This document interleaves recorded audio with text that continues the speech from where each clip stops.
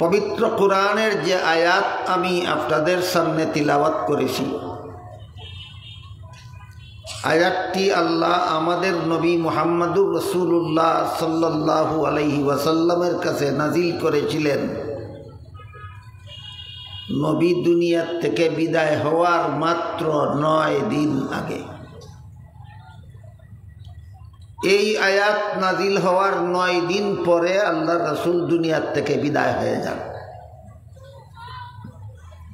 এবং নবীর কাছে কোরআনের সবগুলি আয়াত নাজিল হওয়ার পর সর্বশেষে আল্লাহ এই আয়াতটি নাজিল করেছিলেন। যে সিরিয়ালে আল্লাহ কোরআনের সূরা এবং আয়াতগুলি নাজিল করেছিলেন সেই সিরিয়াল ছিল ভিন্ন। 23 বৎসরের পবিত্র জিন্দেগির বিভিন্ন প্রেক্ষাপটে আল্লাহ বিভিন্ন আয়াত নাজিল করেছে, বিভিন্ন অবস্থা অনুপাতে বিভিন্ন আয়াত নাজিল করেছে। কিন্তু নাজিল করার আগে লৌহে মাহফুজে 7 আসমানের উপরে আল্লাহ এই 30 পারা কোরআন লিপিবদ্ধ করাইয়া রাখছিলেন। যে সিরিয়ালে আল্লাহ লৌহে মাহফুজে কোরআন লেখাইয়া রাখছিলেন, সম্পূর্ণ কোরআন নাজিল হওয়ার পর ওই সিরিয়ালেই আল্লাহর রাসূল সাহাবাদের দ্বারা কোরআন লেখাইয়া দিয়েছেন।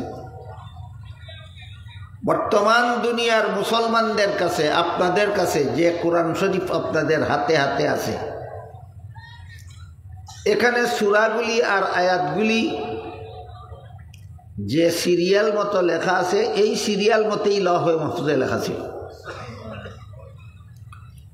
লৌহে মাহফুজে আল্লাহ কোরআনকে যে সিরিয়াল মতো লেখাইয়া রাখছিলেন সেই সিরিয়াল মতো রাসূল সাহাবাদের দিয়া লেখাইয়া দিয়েছেন। এই বিন্যাস মতেই আপনাদের হাতে কোরআন পড়ছে, কিন্তু নাজিল করেছেন বিভিন্ন অবস্থা অনুপাতে। যখন যে অবস্থার চাহিদা ছিল যেই মীমাংসার, সেই মীমাংসা সম্বলিত আয়াত এবং সূরা আল্লাহ তখন নাজিল করে দিয়েছেন। বুঝে থাকলে বলুন, লেখা কোরআনের সিরিয়াল আর কোরআন নাজিল করার পদ্ধতি কি এক ছিল না ভিন্ন? ভিন্ন। এই কথাটা বুঝলে আর প্রশ্ন আসবে না যে আমরা তো জানি লিখিত কোরআনের শেষ আয়াত হল মিনাল জিন্নাতি ওয়ান নাস, তাহলে ওয়াত্তাকু ইয়াওমান তুরজাউনা ফিহি ইলাল্লাহ এই আয়াত সর্বশেষে নাজিল হইল কিভাবে? লেখার সিরিয়াল মতো মিনাল জিন্নাতি ওয়ান নাস সর্বশেষ আয়াত, কিন্তু যে পদ্ধতিতে আল্লাহ নাজিল করেছেন সেই পদ্ধতিতে সর্বশেষে নাজিল করেছেন। আজকে আমি যে আয়াত আপনাদের সামনে তিলাওয়াত করেছি সেই আয়াত রাসূল দুনিয়ার থেকে বিদায় হওয়ার 9 দিন আগে আল্লাহ আয়াত নাজিল করেছেন, আর নাজিল হওয়ার 9 দিন পরেই রাসূল দুনিয়ার থেকে বিদায় হয়ে গেছেন।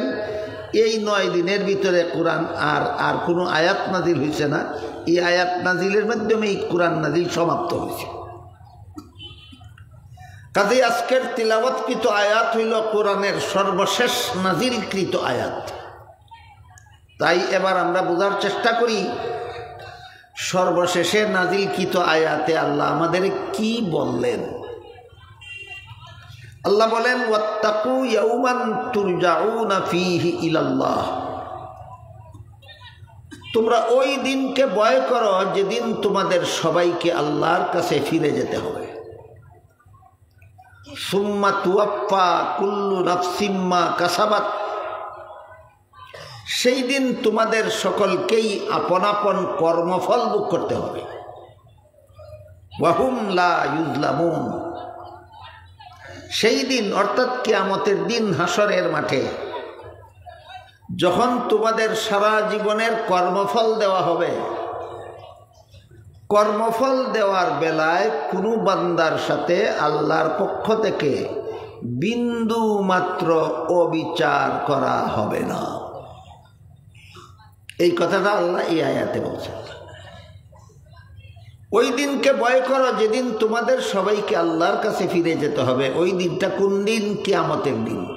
দিনটা কোন দিন? কিয়ামতের দিন।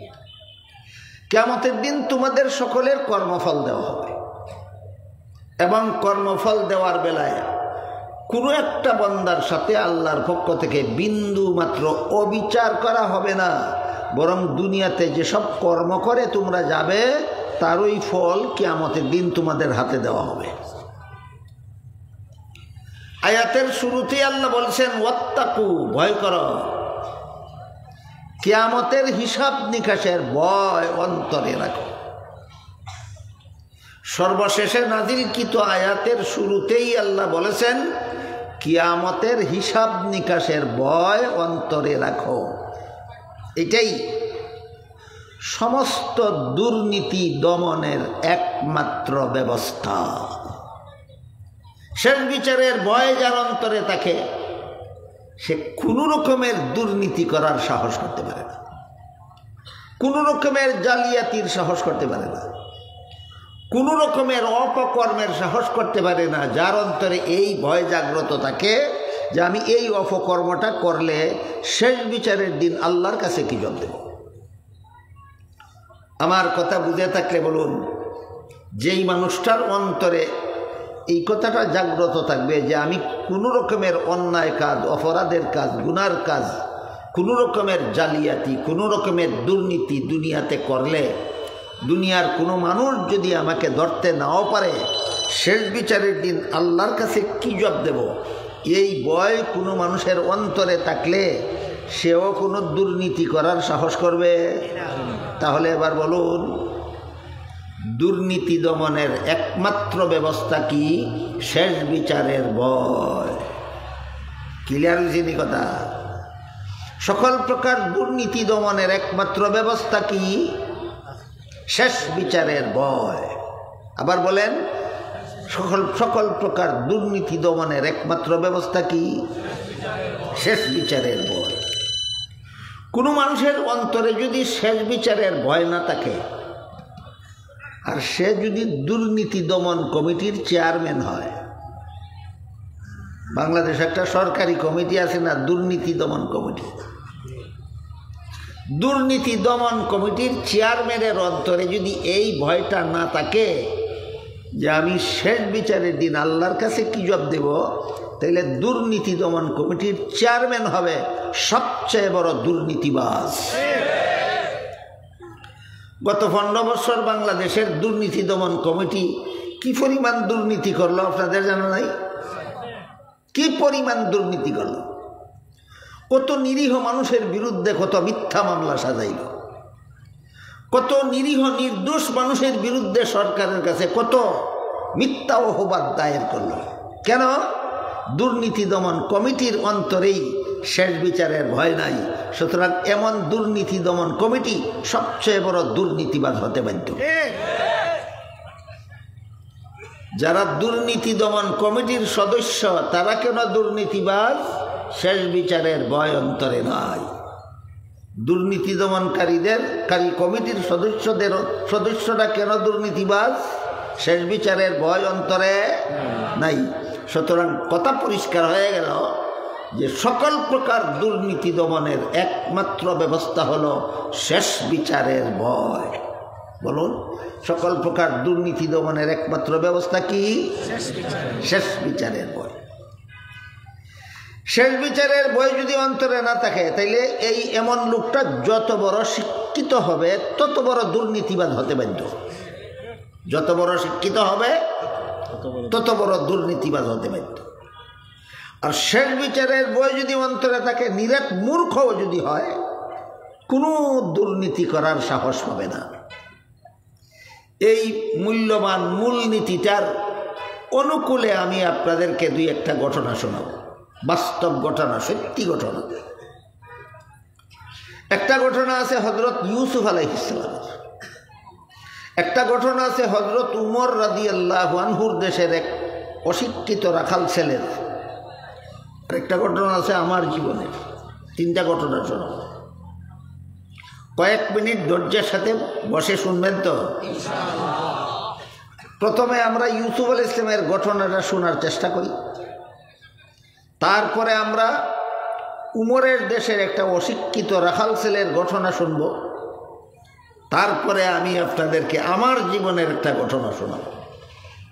এই সবগুলি ঘটনা এটাই প্রমাণ করবে যে শেষ বিচারের ভয় অন্তরে থাকলে দুর্নীতিবাজ হতে পারে না, আর শেষ বিচারের ভয় অন্তরে না থাকলে যত বড় শিক্ষিত হবে তত বড় দুর্নীতিবাজ হতে বাধ্য। প্রথমে আমরা শুনি হযরত ইউসুফ আলাইহিস সালামের ঘটনা। হযরত ইউসুফ আলাইহিস সালামের সাথে অপকর্ম করার জন্য জুলাইখা একটা সুসজ্জিত কামরার ভিতরে নিয়ে গেছিল, রাজকীয়ভাবে সুসজ্জিত কামরা, যে কামরার ভিতরে ইউসুফ এবং জুলাইখা দুইজন ছাড়া তৃতীয় কোনো মানুষ দুনিয়ার এই কামরাতে ছিল না। সেই কামরার ভিতরে ঢুকে হযরত ইউসুফ আলাইহিস সালাম দেখলেন কামরার এক পাশে কোনো একটা কিছু পর্দা দিয়ে ঢেকে রাখা হয়েছে।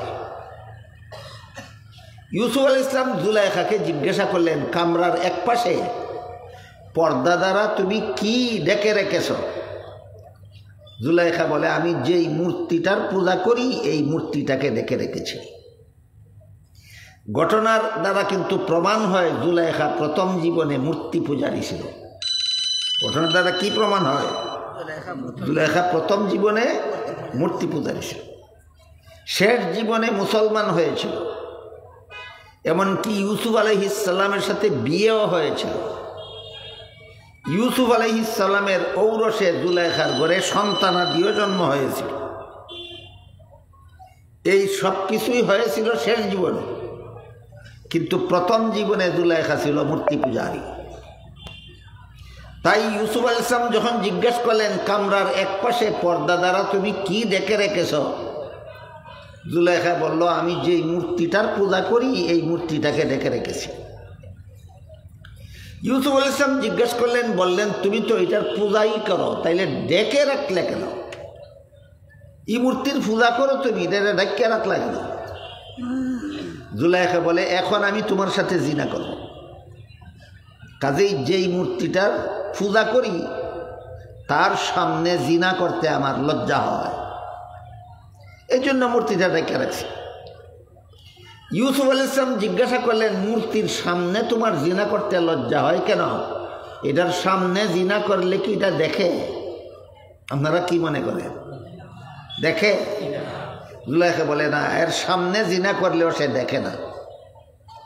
ইউসুফ বললেন, যেই মূর্তিরে ডাকলেও দেখে না, সামনে অপকর্ম করলেও দেখে না, এটার ডাকার দরকারটা কি? না ডাকলেও তো দেখে না, ডাকলেও তো দেখে না, তে ডাকলে কেন? জুলাইখা বলে, আমার পূজার মূর্তিটা যদিও দেখে না, কিন্তু যে কারিগরে মূর্তিটা বানাইছে তার চোখের মধ্যে দেখার ভঙ্গি দিয়ে বানাইছে। আমরা সিলেটি ভাষায় হয় যেমন বোঝা যায় সাইতাকছে, যেমন বোঝা যায় সাইতাকছে, এইরকম ভঙ্গি দিয়ে বানাইছে। এই ভঙ্গিটার কারণে আমার লজ্জা হয়। ইউসুফ আলাইহিস সালাম বললেন, তোমার পূজার মূর্তির চোখের মধ্যে শুধু দেখার ভঙ্গি আছে, আসলে দেখে না। তারপরও যদি এটার সামনে আমার সাথে জিনা করতে তোমার লজ্জা হয়, আমার আল্লাহ যে আসলেই দেখে, তার সামনে তোর সাথে জিনা করলে আমি শেষ বিচারের দিন আল্লাহর কাছে কি জবাব দেব? বলেন, ইউসুফ আলাইহিস সালাম প্রধানমন্ত্রীর সুন্দর স্ত্রীর সাথে অপকর্ম করতে সাহস হলো না কেন? আল্লাহর কাছে কি জবাব দিব, এই কথার ভয়। সুতরাং শেষ বিচারের দিন আল্লাহর কাছে কি জবাব দিব, এই ভয় অন্তরে জাগ্রত থাকাটাই হইল সকল প্রকার দুর্নীতি দমনের একমাত্র ব্যবস্থা। গেল ইউসুফ আলাইহিস সালামের ঘটনা।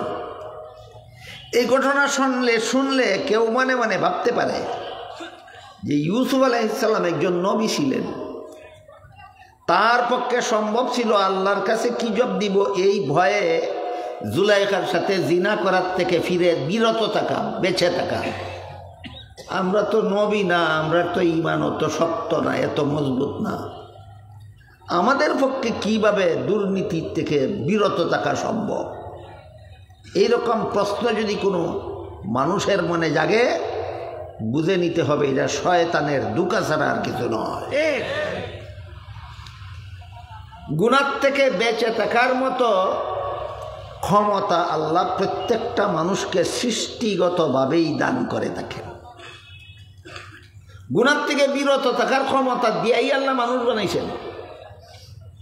এমর্মে আল্লাহ বলেন, ওয়ানাফসিউ ওয়া মা সাওয়াহা ফাআলহামাহা ফুজুরাহা ওয়া তাকওয়াহা কাদ আফলাহা মান যাক্কাহা ওয়া কাদ খাবা মান দাসসাহা।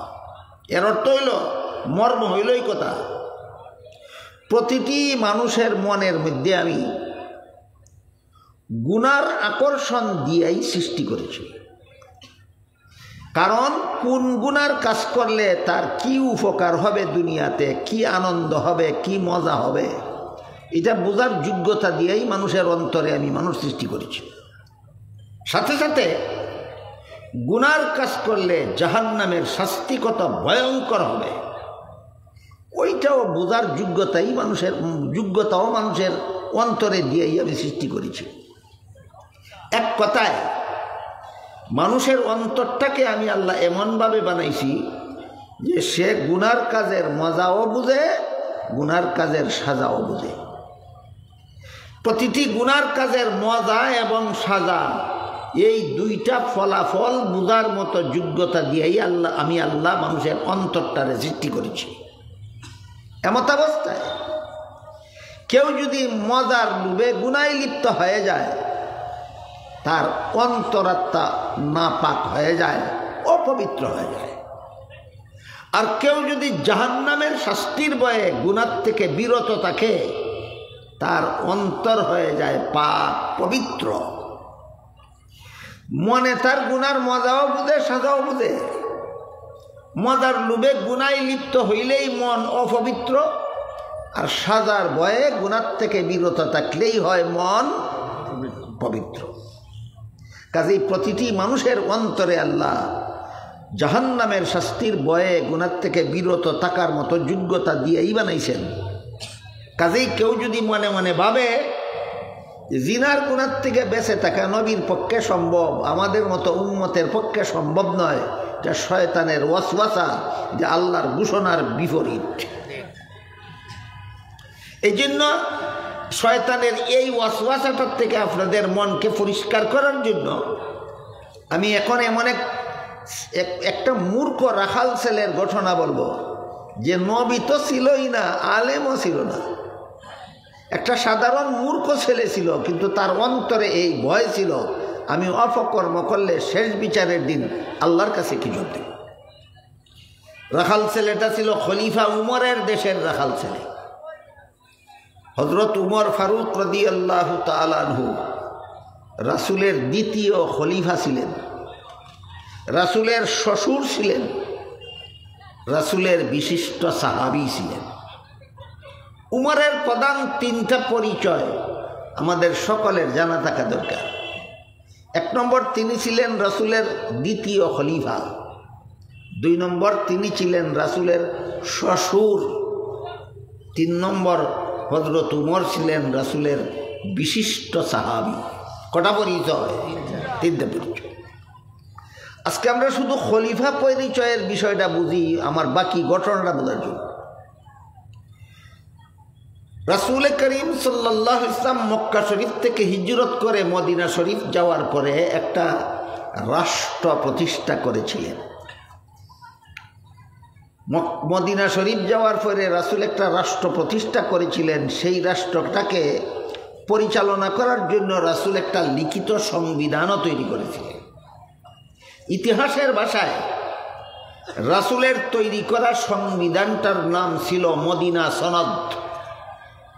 বুঝে থাকলে বলেন, রাসূল মদিনা শরীফে হিজরত করে যাওয়ার পর রাষ্ট্র প্রতিষ্ঠা করেছিলেন কিনা, রাষ্ট্র পরিচালনাও করেছেন কিনা, পরিচালনার জন্য সংবিধানও বানাইছেন কিনা। কাজেই কেউ যদি রাসূলকে মানে বলে দাবি করে, রাসূলকে বিশ্বাস করে বলে দাবি করে, রাসূলের জীবন ইতিহাসকে নিজের জীবনের আদর্শ মনে করে, আর বলে যে রাষ্ট্রীয় জীবনে ইসলামের বিধান চলবে না। সত্যই রসুল মানে না রসুল মানার নামের দুঃখাবাজ? এমন দুঃখাবাজ কয়জন আছে আপনারা সমাজে? বক্তৃতা দেওয়ার সময় তো সস্তা বক্তৃতা দেয়, কয় রসুল মুজের জীবনের আদর্শ। রসুল তোমার জীবনের আদর্শ শুধু মিষ্টি খাওয়ার লাগি আর বিয়া করার লাগি? মিষ্টি খাওয়া নবীর সুন্নত, এই জন্য তুমি মিষ্টি খাও। বিয়া করা নবীর সুন্নত, এই জন্য তুমি বিয়া করো। আর ইসলামের বিধান মতো রাষ্ট্র পরিচালনা করা নবীর তরিকা না। যে তুমি নবীর এই খালি মজার জিনিস কান লইলা আর কঠিন জিনিস কান ছেড়ে দিলা, তোমার মতো মুনাফিক জগতে আর কেউ হতে পারে না। রাসূল করিম সাল্লাল্লাহু আলাইহি ওয়াসাল্লাম যে রাষ্ট্র প্রতিষ্ঠা করেছিলেন, দীর্ঘ 10টি বছর নিজেই সেই দেশ শাসন করছিলেন।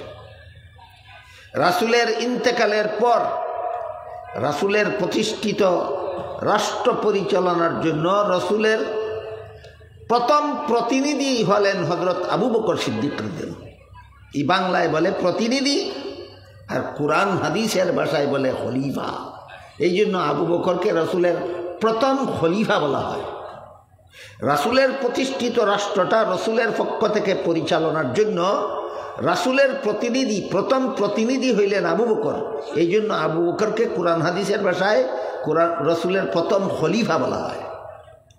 হযরত আবু বকরের ইন্তেকালের পরে রাসূলের সেই প্রতিষ্ঠিত রাষ্ট্র পরিচালনার জন্য রাসূলের দ্বিতীয় প্রতিনিধি মনোনীত হলেন হযরত উমর ফারুক রাদিয়াল্লাহু আনহু। এই জন্য উমরকে রাসূলের দ্বিতীয় খলিফা বলা হয়। এই খলিফা শব্দ বলতে তখন যা বুঝাইতো, আমাদের বর্তমান সময়ের রাজনৈতিক পরিভাষায় এটাকে প্রধান শাসনকর্তা বলা হয়। প্রধান শাসনকর্তা, কোনো দেশের প্রধান শাসনকর্তাকে তখন খলিফা বলা হইতো। আজকাল কোনো দেশের প্রধান শাসনকর্তাকে হয়তো কোনো দেশে প্রেসিডেন্ট বলা হয়, কোনো দেশে প্রধানমন্ত্রী বলা হয়। বস বর্তমান যুগের প্রেসিডেন্ট বা প্রধানমন্ত্রী যে বলতে যা বুঝায়, খলিফা বলতে সেই যুগে তাই বুঝাইত। সুতরাং হযরত উমর ছিলেন রাসূলের প্রতিষ্ঠিত রাষ্ট্রের প্রধান শাসনকর্তা।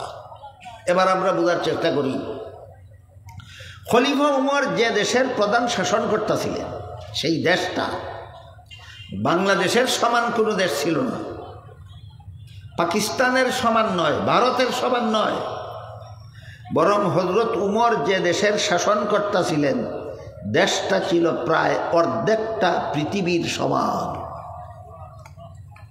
বুঝে থাকলে বলেন তো, খলিফা উমর যে দেশের শাসনকর্তা ছিলেন, ছোট্টখাটো একটা দেশ ছিল না অর্ধেকটা পৃথিবীর সমান? এত বড় বিশাল সাম্রাজ্যের শাসনকর্তা ছিলেন খলিফা উমর। কিন্তু উমর জীবনযাপন করতেন একেবারে সাদা সিধা। একেবারে সাদা সিধা কইলেও কম হয়, অস্বাভাবিক সাদা সিধা। উমর বিশাল সাম্রাজ্যের শাসনকর্তা হইয়াও জীবনযাপন করতেন অস্বাভাবিক সাদা সিধা। সাধারণ সাদা সিধা না অস্বাভাবিক? অস্বাভাবিক সাদা সিধা কেমন, এর একটা ঘটনা শুনে। আগে একবার খলিফা উমর দেশের জনসাধারণকে একটা করে সরকারি চাদর বিনামূল্যে বিতরণ করলেন। আমরা দেশের ভাষায় কয় রিলিফ।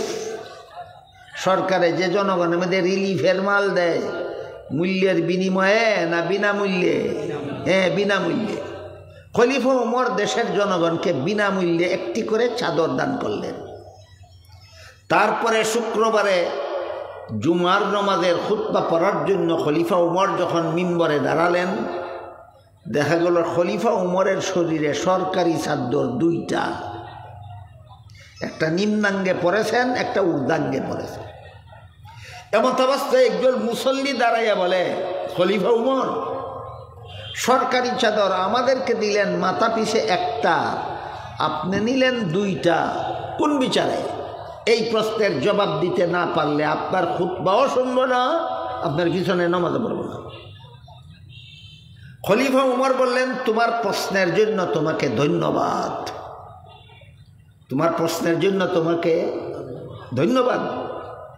বর্তমান দুনিয়ার কোনো রাষ্ট্রপ্রধানকে যদি সাধারণ একজন নাগরিকে জিজ্ঞাসা করে, গায়ের পোশাক কার টাকা দিয়া বানাইছ, কোটি টাকার গাড়ি কার টাকা দিয়া কিনছ, আকাশ ছোঁয়া বাড়ি কার টাকা দিয়া বানাইছ, কইব তোমার প্রশ্নের জন্য ধন্যবাদ, না দৈন্যা কুটা দিব?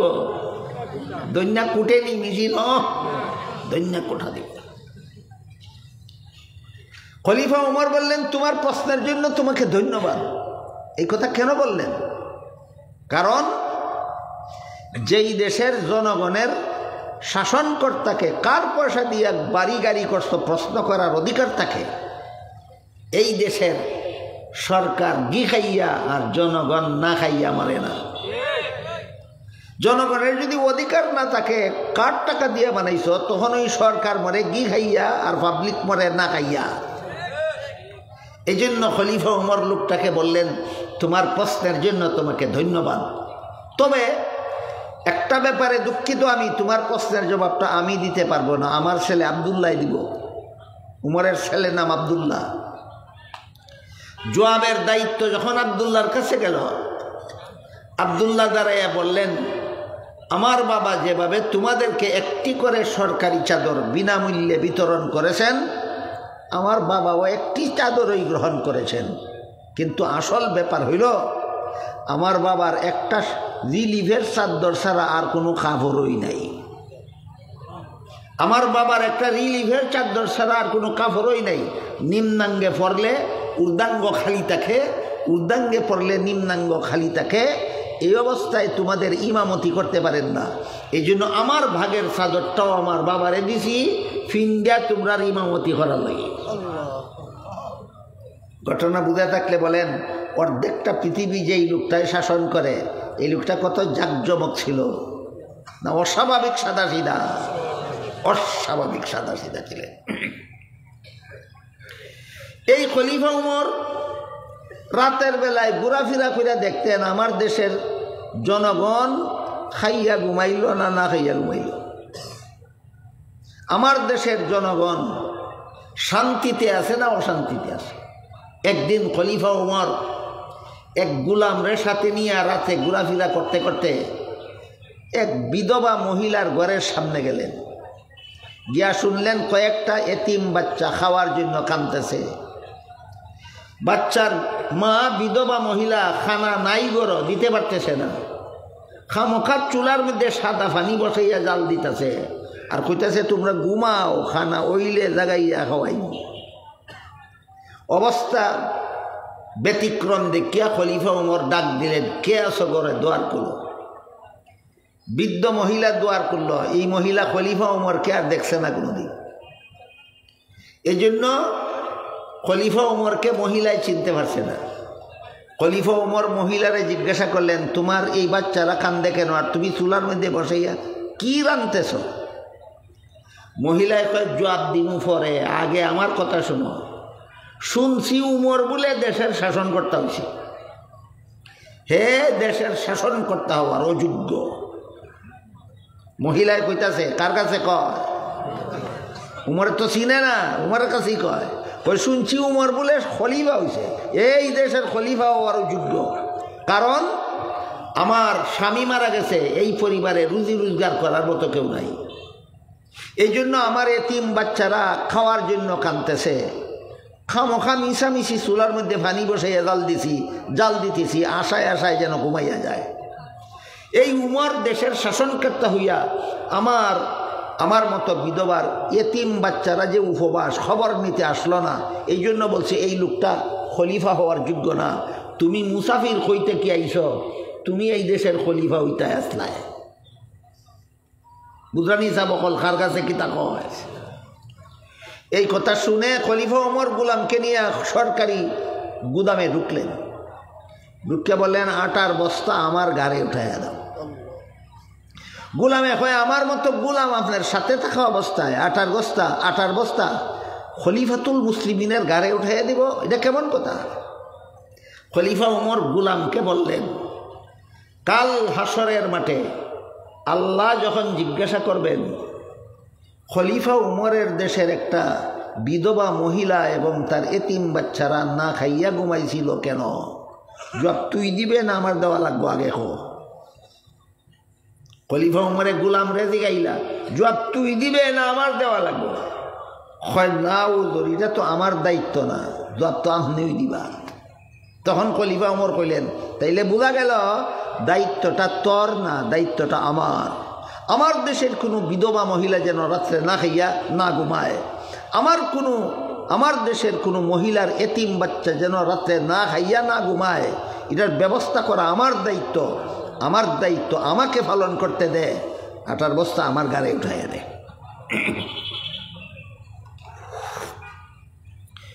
কোন বিচারের বয়ে খলিফা উমর আটার বস্তা নিজের ঘাড়ে উঠাইয়া লইলেন? কিয়ামতের হিসাব নিকাশের বয়ে। গুলাম বাধ্য হইয়া আটার বস্তা খলিফা উমরের ঘাড়ে উঠাইয়া দিল। বস্তা গাড়ি নিয়ে খলিফা উমর গুলামের মতো চলতেছিলেন, আর গুলাম খালি হাতে নবাবের মতো খলিফা উমরের সাথে যাইতেছিল। বিধবা মহিলার বাড়িতে গিয়া বস্তা থেকে আটা খুলাইলেন, রুটি বানাইয়া বিধবা মহিলার দ্বারা রুটি শেখাইলেন, বাচ্চাদেরকে এতিম বাচ্চাদেরকে ঘুম থেকে জাগাইলেন, রুটি খাওয়াইয়া তাদের মুখে হাসি ফুটাইলেন। বিদায়ের সময় মহিলারা কইলেন, আগামীকাল অফিস টাইমে খলিফা উমরের কাছে যাইও, তোমার এবং তোমার এতিম বাচ্চাদের নামে বেকার ভাতা মঞ্জুর করে দেওয়া হবে। পরের দিন বিধবা মহিলা খলিফা উমরের দরবারে গিয়া দেখে গত রাত যে মুসাফির বেটার কাছে কইছিল উমর খলিফা হওয়ার যোগ্য না, ই বেটা ওই উমর। কাহিনী বুঝছেন নি সাবহ? এই যে খলিফা উমরের এই যে একটা ঘটনা কইলাম, যে আমার দেশের এতিম বাচ্চা যদি না খাইয়া ঘুমায়, আমার দেশের বিধবা মহিলা যদি এক রাত্রে না খাইয়া ঘুমায়, শেষ বিচারের দিন আল্লাহর কাছে কি জবাব দেব? এই ভয়টা যদি কোনো দেশের সরকারের অন্তরে থাকে, এই সরকার জনগণের অধিকার না দিয়া শুধু গদিটা কুত্তার আড্ডির মতো কামড় দেয়া ধরে রাখতে পারে? তাহলে এমন সরকার আসেনি দুনিয়াতে কোনো দেশ, জনগণের অধিকার দেয় না, গদিটা কুত্তায় যেমন আড্ডিটা কামড় দেয়া ধরে রাখে ছাড়ে না, হেও গদিটারে কামড় দেয়া ধরে রাখে ছাড়ে না। সরকারের দল এত বড় দুর্নীতিবাজ কেন হয়? একমাত্র এই ভয়ে যে আমার দেশের জনগণের অধিকার আদায় না করলে আমি শেষ বিচারের দিন আল্লাহর কাছে কি জবাব দেব। খলিফা উমর আটার বস্তা ঘাড়ে করে নিয়ে গেলেন নিজের ঘাড়ে, গুলাম সাথে থাকা সত্ত্বেও, আর রুটি শেখাইয়া বাচ্চাদেরকে খাওয়াইয়া তাদের মুখে হাসি ফুটাইয়া ফিরে গেলেন। কিসের ভয়ে? শেষ বিচারের দিন আল্লাহর কাছে কি জবাব। এটা গেল খলিফা উমরের ঘটনা। এখন শুনেন খলিফা উমরের দেশের রাখাল ছেলের ঘটনা। একবার খলিফা উমর মরুভূমির রাস্তা দিয়ে যাইতেছিলেন। মরুভূমির রাস্তা বাংলাদেশের মানুষের বুঝানি বড় কঠিন। 10 mile, 20 mile, 30 mile, 50 mile, 100 mile রাস্তা। এর ভিতরে কোনো বাড়িঘর নাই, এর ভিতরে কোনো দোকানপাট নাই, এর ভিতরে খানা পানি জোগাড় করার কোনো ব্যবস্থা নাই। এমন এমন বালুকাময় বিশাল মাঠকে আরব দেশে মরুভূমি বলা হয়। খলিফা উমর এমন একটা মরুভূমির রাস্তা দিয়ে যাইতেছিলেন, সাথে খাওয়ার মতো কিছু নাই, বাড়িঘরও নাই, দোকানপাটও নাই, জোগাড় করার ব্যবস্থাও নাই। খলিফা উমরের পেটের খিদায় বড় কষ্ট হইতেছিল। এমত অবস্থায় দেখলেন ওই মরুভূমির মধ্যে একটা রাখাল ছেলে এক ফাল ছাগলের রাখালি করে। তিনি দেখলেন ওই রাখাল ছেলেটা তার পালের একটা দুধের ছাগলের দুধ দোহন করে পান করল।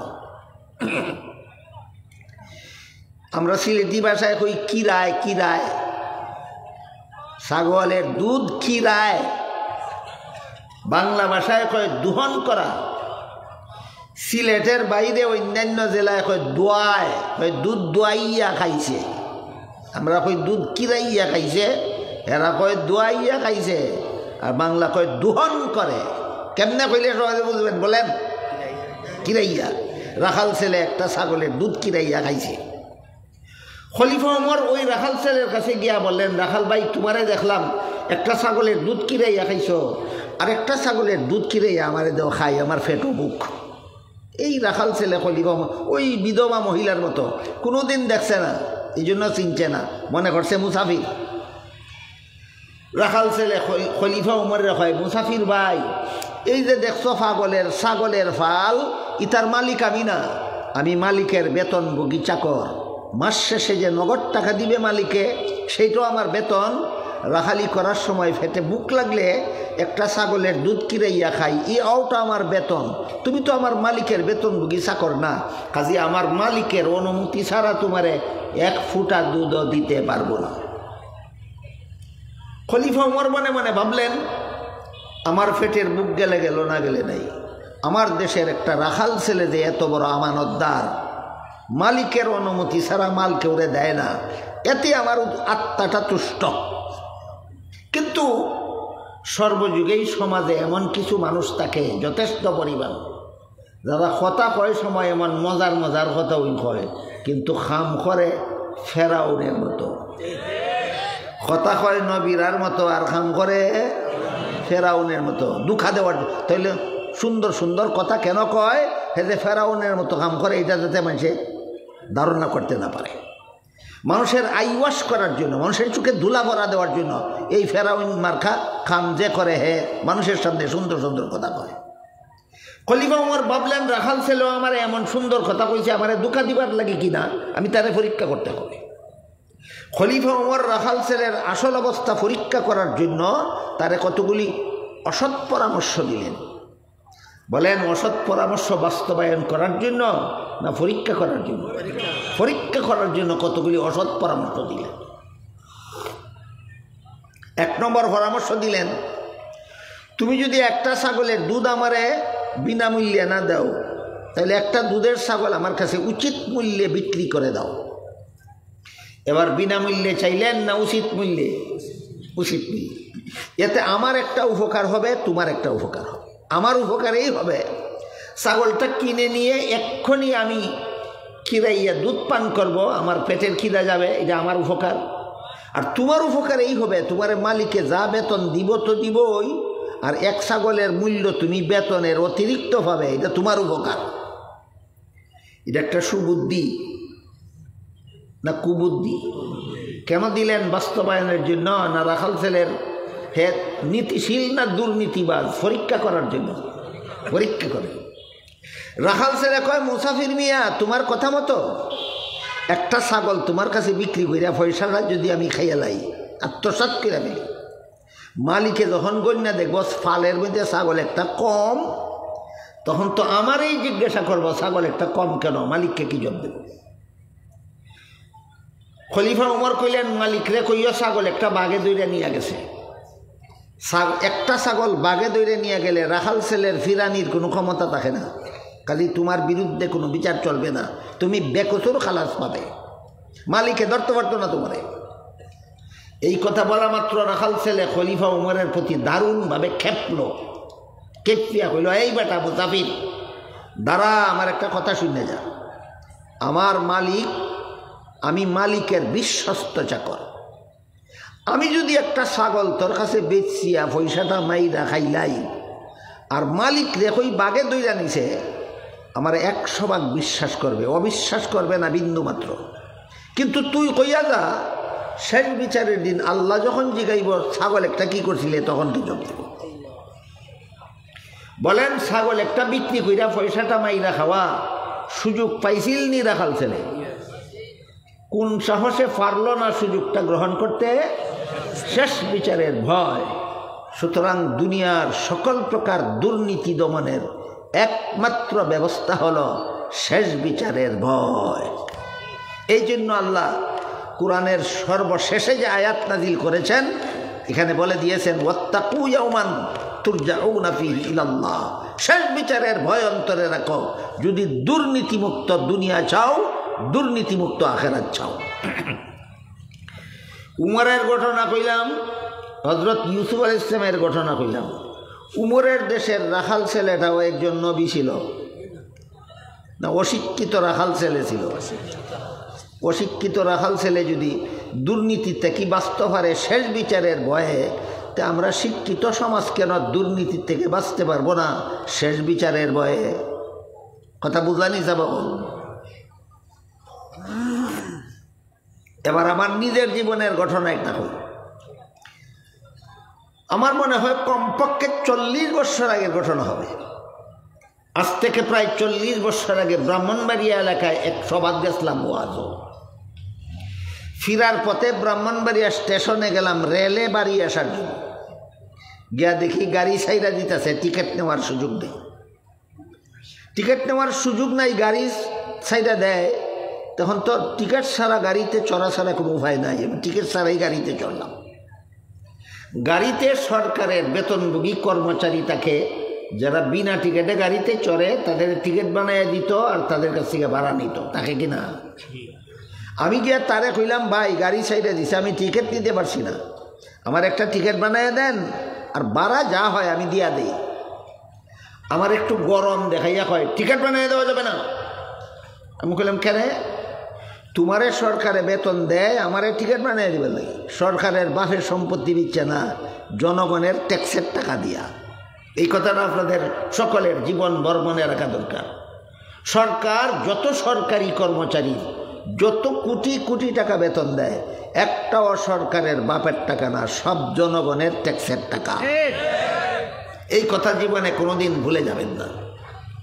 যত সরকারি যত কর্মকর্তা, প্রেসিডেন্ট থেকে নিয়ে প্রধানমন্ত্রী থেকে নিয়ে অন্যান্য মন্ত্রী থেকে নিয়ে এমপি থেকে নিয়ে ডিসি এসপি দারোগা পুলিশ, যত রকমের সরকারি কর্মচারীকে প্রতি মাসে যত কোটি কোটি টাকা সরকার বেতন দেয়, একটাও সরকারের পয়সা নয়, সবগুলি আপনাদের পয়সা। তাই আমি তারা কইলাম, জনগণের পয়সা দিয়ে সরকারে তোমারে বেতন দেয়, আমারে টিকিট বানাই দিবার লাগি। টিকিটও যদি বানাই দিই তাই ভালো না, বেতন কিতার লাগি খাও? তখন কয় টিকিট বানাইয়া দেওয়া যাবে, তবে টিকিট বানাইয়া দিলে শুধু উচিত ভাড়া দিলে হবে না, বিনা টিকিটে রেলগাড়িতে চড়ার জরিমানাও দিতে হবে। বুঝছো নি যাব কথা? আমি কইলাম, ভাড়াও দিমু জরিমানাও দিমু, খালি টিকিট কান বানাইয়া দিলাও।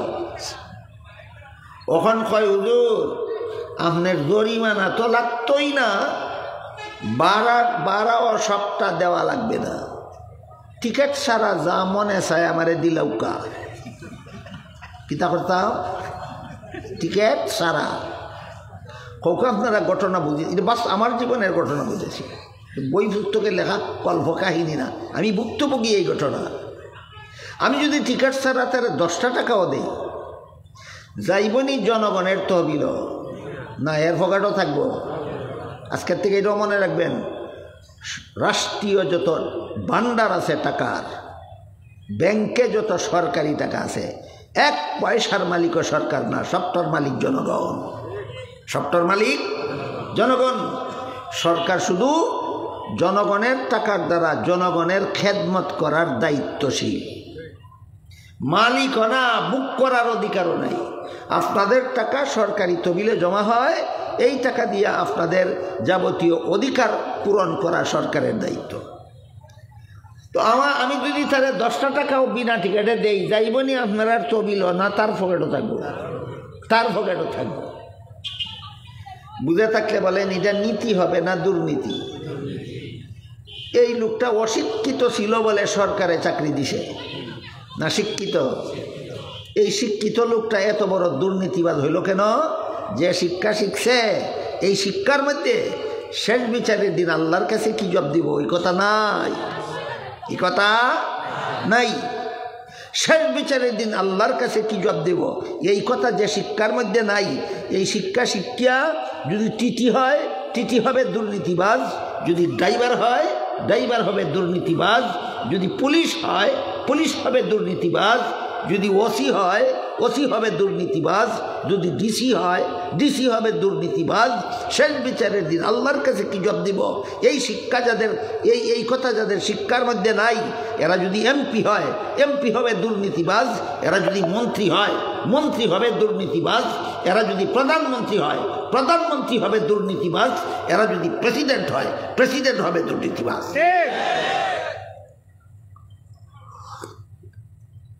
তাইলে আজকে থেকে 40 বছর আগে আমি বাংলাদেশে একটা শিক্ষিত দুর্নীতিবাজ পেয়েছিলাম। বর্তমান বাংলাদেশে আর শিক্ষিত কোনো দুর্নীতিবাজ নাই। আপনারা যদি কই না আছে, তাইলে এই কথাও হওয়া লাগবো বর্তমান বাংলাদেশে একটা দুইটা দুর্নীতিবাজ আছে না হাজার হাজার। ওই টিটির মতো 10 টাকা 5 টাকা মাইরিয়া খায় না, হাজার কোটি লক্ষ কোটি মাইরিয়া খায়। বলেন বিগত 15 বছরের ভিতরে বাংলাদেশের লক্ষ লক্ষ কোটি কোটি টাকা একদল শিক্ষিতরা চুরি করে বিদেশ পাঠাইছেনি। নীতি না দুর্নীতি? শিক্ষার অভাবে না শেষ বিচারের ভয়ের অভাবে? এই জন্য আল্লাহ সর্বশেষে যে আয়াত নাযিল করেছেন, বলে দিয়েছেন শেষ বিচারের ভয় অন্তরে রাখো যদি দুর্নীতিমুক্ত জীবন চাও। শেষ বিচারের ভয় অন্তরে রাখো যদি দুর্নীতিমুক্ত জীবন চাও। আমি তারা কইলাম টিকিট ছাড়া একটা পয়সাও তোমারে দিতাম না, টিকিট ছাড়া তোমারে 1 পয়সাও দিতাম না। আমারে কয় আমি আপনার কাছ থেকে টাকা কম নিতাম চাই, আপনি বেশি দিতা চাইন কেনে? বাটফার কেমন চিন্তা করে দেখা। কয় আপনার কাছ থেকে আমি টাকা কম নিতাম চাই, আপনি বেশি দিতা চাইন কেনে? আমি কইলাম মিয়া আমি তোমার বেশি দিতাম চাই, তুমি কম নিতাই চাও কেন? কেন হোক আর মাতে না গেছি।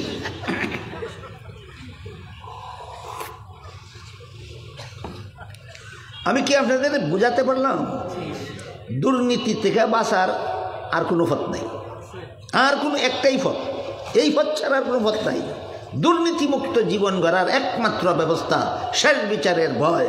এই জন্য আল্লাহ কোরআনের সব সূরা নাযিল করার পরে, সব আয়াত নাযিল করার পরে সর্বশেষে বলেন ওয়াত্তাকু ইয়াওমান তুরজাউনা ফীহি ইলাল্লাহ, শেষ বিচারের ভয় অন্তরে রাখো যদি দুর্নীতিমুক্ত জীবন চাও। আল্লাহ আপনারারে আমরারে এই শেষ বিচারের ভয় অন্তরে জাগ্রত কইরা দুর্নীতিমুক্ত জীবন যাপনের জীবন গড়ার তৌফিক দেউকা সবাই হুকা আমিন। সুবহান রাব্বিকা রাব্বিল ইজ্জাতি আম্মা ইয়াসিফুন ওয়া সালামুন আলাল মুরসালিন ওয়ালহামদুলিল্লাহি রাব্বিল আলামিন।